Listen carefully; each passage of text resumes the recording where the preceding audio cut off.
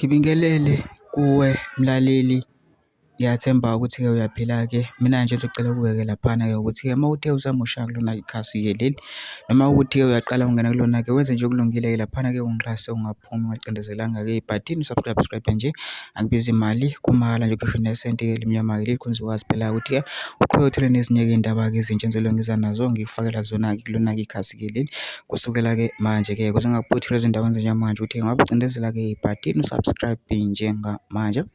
Udaba kuletheke lona-ke namhlanje-ke la kulethele-ke udaba-ke ividiyo-ke yomlisa-ke laphana-ke veza-ke into ayibonile-ke laphana-ke kudwendwe lukaKhuzani Mpungose-ke belusematheni-ke impela-ke kulezi iy'nsuku-ke lenzeke laphana-ke izolo eNkandla iMandaba. Kodwa-ke ngale kuleyo ngishona le nale into yenza nje mina-ke ngizodedela-ke ividiyo yakhe-ke lo mlisa kuzwele wona ukuthi-ke uthini-ke. Mina ngicela phela mesizwile-ke le video ngene ema-comment section fusha uvo lakho ukuthi nawe ucabangani ngaloku udaba-ke lolu bese wenze ulungile nje ungixhase, ungaphumi ulicindezelanga-ke ibhathini subscribe kubiza imali kumahhala ngisho nesenti-ke kwenza ukwazi phela ukuthi qhubeka uthole nezinye-ke iy'ndaba ezintsha engizokulethela zona ngikufakela zona kulona-ke ikhasi-ke leli kusukela-ke manje-ke nawe-ke le clip-ke le awuyithokozele.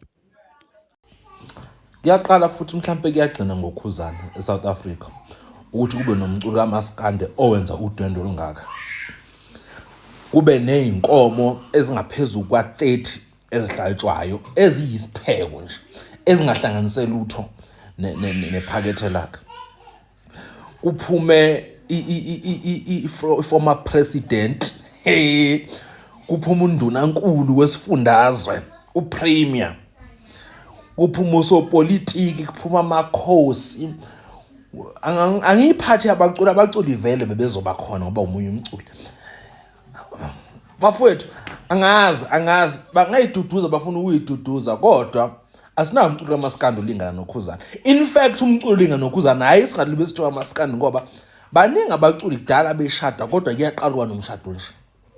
Kuyaqala nje ngqa. Kwakona ukuthi nje i-white wedding yakhe athendwa abantu abawu-400. Iyabazi abantu abawu-400 banganani?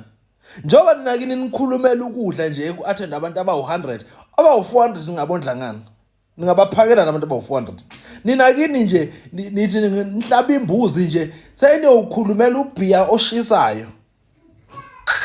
Damn.